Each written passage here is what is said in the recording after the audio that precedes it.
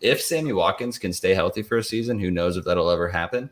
I think that Sammy Watkins is obviously you're not ever going to replace Devontae Adams, but you are going to have a good, tall piece down there for you to go ahead and like air the ball out to. I do think A.J. Dillon is a terrific running back as well. And I mean, their defense for the longest time has been just, like you said, lackluster under Aaron Rodgers, but I do think their defense is not bad. I do see them at 11-6 in first place. Tim, Packers. I have them going 9-8 in second place in the division. Okay. Aaron Rodgers don't like throwing the rookies for some reason. He never has. So they got Sammy Watkins week 1. Sammy Watkins, we already know what he does every week 1 every year. He goes off. But I think it was 3 or 4 years ago, Randall Cobb was still on that team, and that was Rodgers' favorite target. I think he could take over again as his favorite target. But they did also sign Christian Watson I can't pronounce that. Drafted Christian Watson. Yeah, I'm sorry, drafted. Yeah, and Romeo Doubs. Yeah, Romeo Doubs. Whatever. They have Alan Lazard too. Don't forget about him. We do keep skipping over the fact that Alan Lazard has been there for the last 3 years. So he does have at least 2 familiar faces in Randall Cobb and Alan Lazard.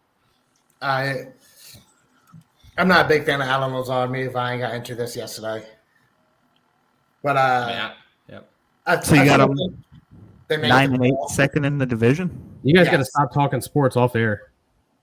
Alan Lazard had 500 receiving yards and 8 touchdowns last season.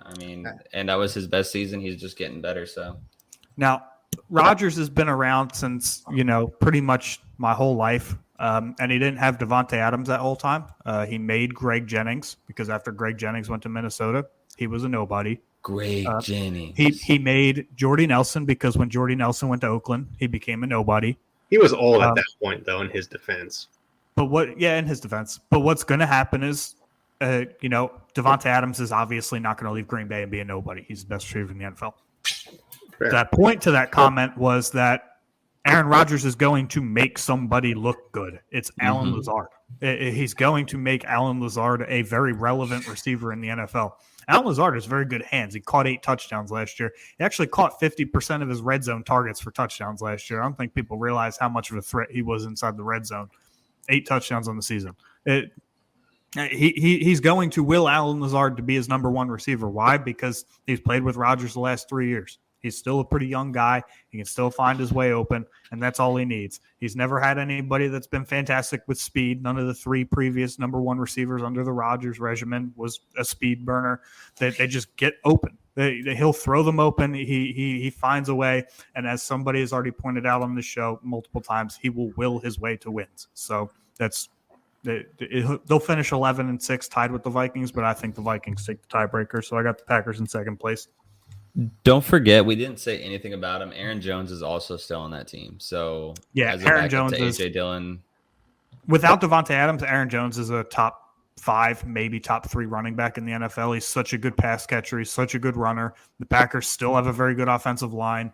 I mean, really, outside of the defense, the Packers are still pretty good, in my opinion. I think the Packers, if they had a true number 1 wide receiver, or if they had a good defense, they'd be a little bit better.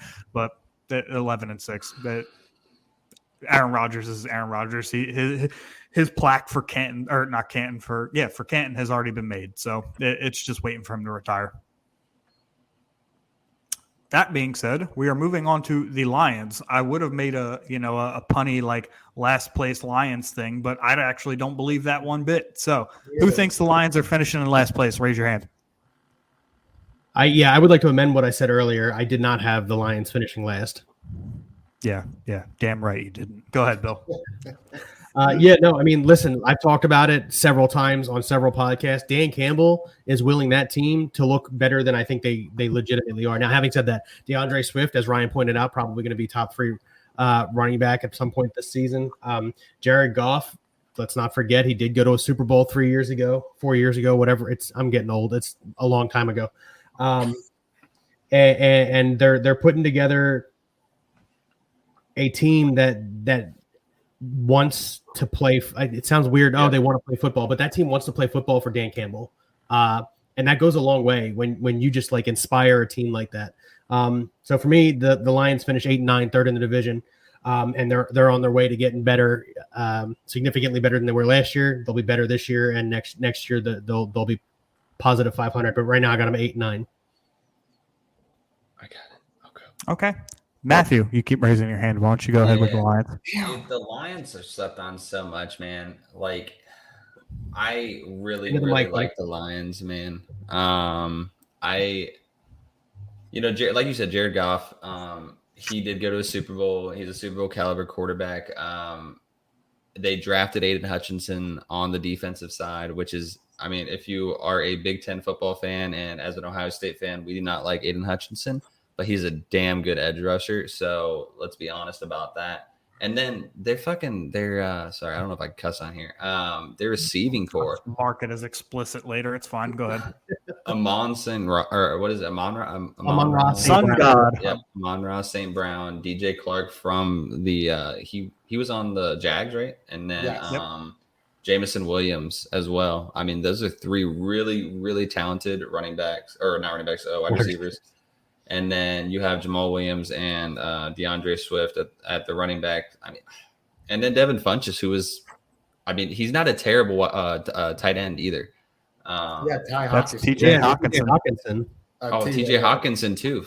I forgot about TJ Hawkinson.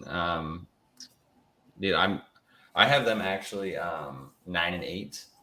And like I said, they could take third, they could take second. I think that this division is more of a toss-up than people are saying it's going to be, especially at that second, third, and fourth spot. And I think that they do honestly better than a lot of people are expecting the Lions to do, especially 6 seasons ago, they were 0-16. 0-16, right? Yeah, like 5-6 seasons ago. So to have that and then be coming back and possibly be maybe a wild card spot, I don't know. I'm not going to say too much about it. But they're building a team, like you said. Like, I think that they got a good chance to keep building and keep getting better.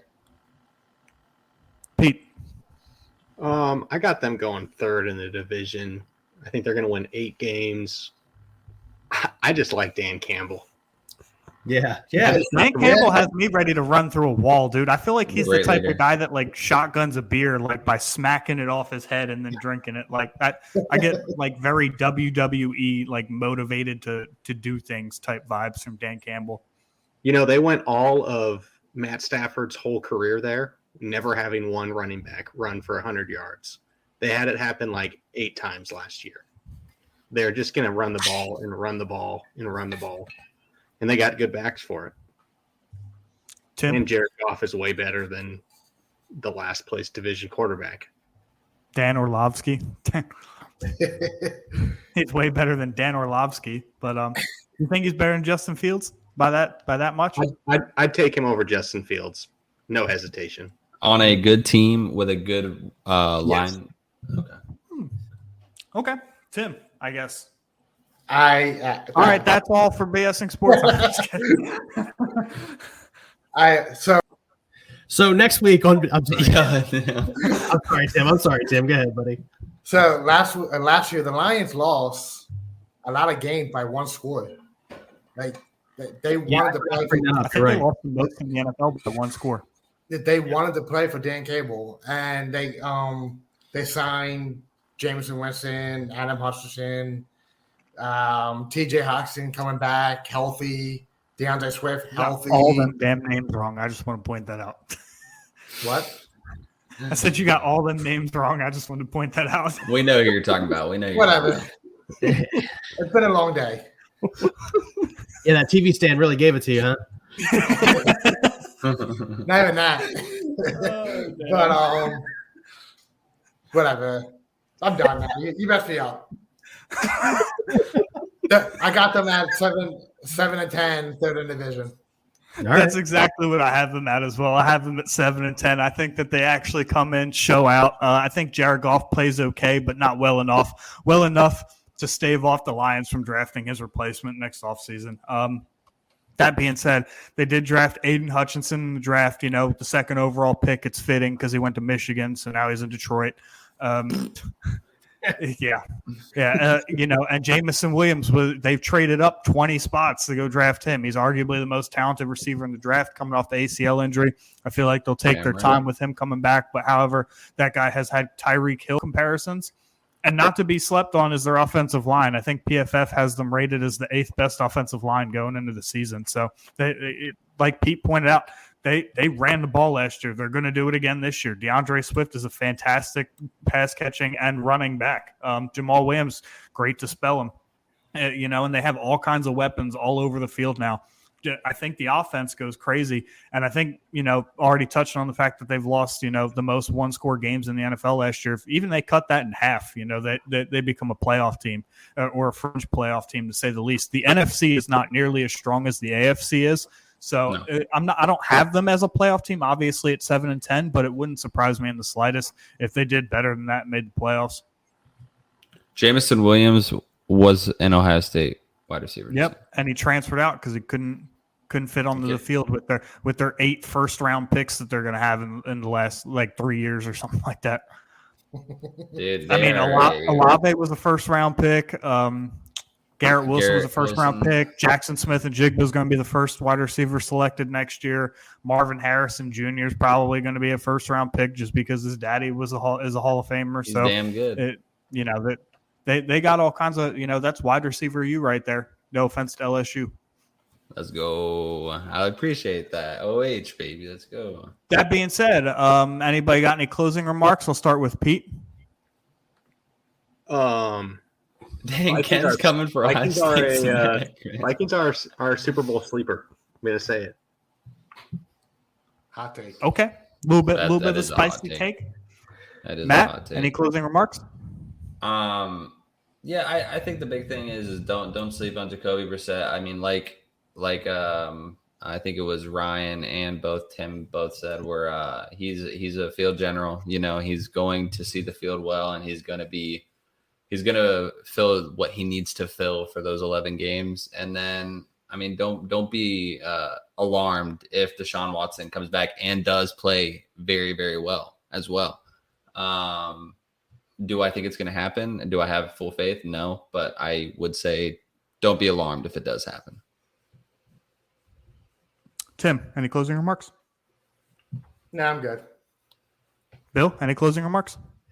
Yeah, I mean, as a whole, as Ryan already pointed out, the NFC is not as strong as the AFC on many regards. Now, I don't think the Vikings are a Super Bowl sleeper team. I still think you've got the Rams to contend with, who we talked about last week. You still got the Buccaneers if Brady comes back to contend with. There's other teams in the NFC that I think are better than the Vikings. So I don't think the Vikings are an NFC sleeper team, but I do agree with what Matt said that this division is probably going to shake out a little closer than even I predicted it. Just simply because of all the change that's happened in the division. I'm talking about the NFC North, obviously, at this point. So, yeah, I mean, outside of that, if you have a closing statement, that's fine, and then I'll sign us off. No, I got nothing other than I do think that the NFC North might shake out a little bit closer than people want it to. AFC North is going to be, step behind the AFC West in competitiveness, ultimately, is how I see that shaking out. But I got nothing other than that. Matt, Pete, thanks for coming on, guys. I know you guys are both muted. We appreciate, having guests on. It gives us a completely different opinion. You guys were different from us. You guys were different from each other, and it brings an exciting, dynamic to the show. So thank you so much for coming on, making the time out of your days to spend some time, talk some sports with us. Bill, why don't you go ahead and send us home? Yeah. So as always, find us on Facebook at BSing Sports. Find us on Twitter at BSing Sports, Ryan at BSing Sports. We got the emails, Bill and Ryan at BSingSports.com. We have the website, BSingSports.com. Please join us. And thanks for joining us here on our podcast, BSing Sports, where we do a little BS and we talk a whole lot of sports. Have a good night. Have a good night.